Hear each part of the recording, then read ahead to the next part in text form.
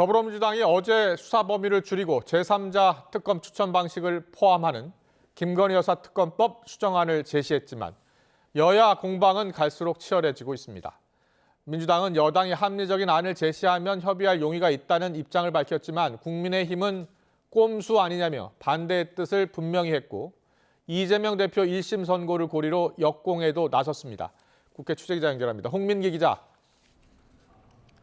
네, 국회입니다. 네, 민주당은 특검법 수정안을 협의할 수 있다는 입장이라고요?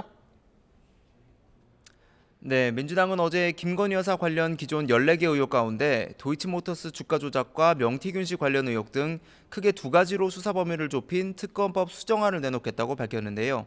여당 측 요구를 대폭 수용한 수정안을 준비해 모레 열리는 본회의에서 통과시키겠다는 입장입니다.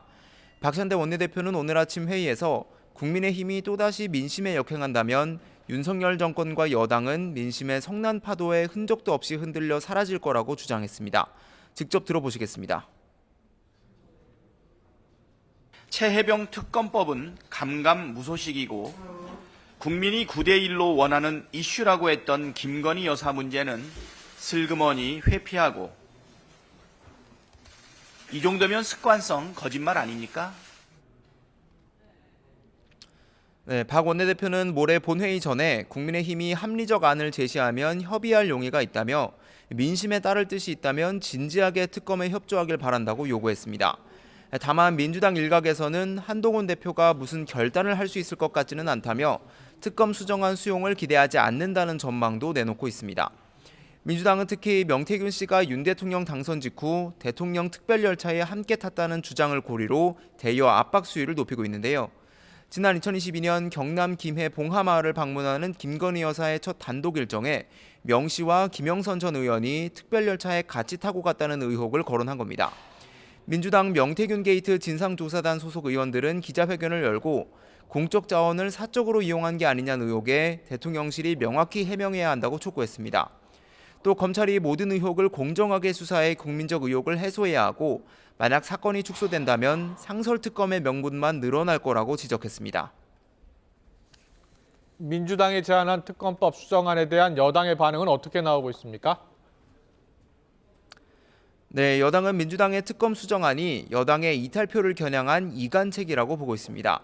추경호 원내대표는 오늘 아침 회의에서 본회의를 고작 이틀 남겨둔 시점에 상임위에서 날치기로 강행 처리한 법률안을 다시 뜯어고치겠다는 발상 자체가 놀랍다며 전례를 찾아볼 수 없는 최악의 졸속입법이자 입법농단이라고 날을 세웠습니다. 수정안을 급히 제출하겠다는 것 자체가 특검법 원안이 위헌적인 인권유린이라는 점을 실토한 거라고 쏘아붙였는데요. 추 원내대표의 발언도 직접 들어보시겠습니다. 나라의 법률을 만드는 일을 정략적 흥정 대상처럼 취급하고 특검을 상대 정당의 분열을 조장하는 공격 카드로 악용하는 것은 매우 저급한 정치 행태입니다. 여당 핵심 관계자도 YTN과 통화해서 민주당이 특검 제3자 추천 수용을 언급하며 독소 조항을 없앴다는 것이 하나의 미끼라며 특검 수정안으로 인한 영향은 없을 거라고 말했습니다.